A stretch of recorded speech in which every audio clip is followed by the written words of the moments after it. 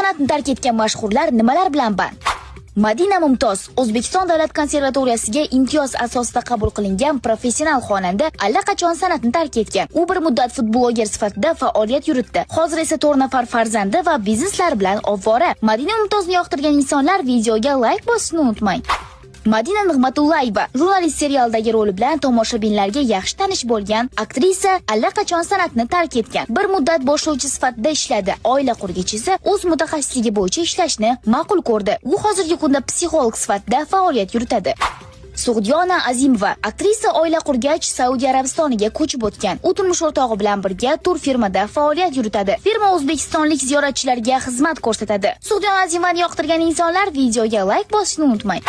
Mansurxon Nurmatov xushovoz xonanda bir necha yildan buyon AQShga serqatnov bo'lib qolgandi. Mart oyi avvalda esa yaxshi trak bilan shug'ullanuvchi firma izlayotganini va endilikda haydovchi sifatida faoliyat yuritishini ma'lum qildi. Osmondagi bolalar filmidagi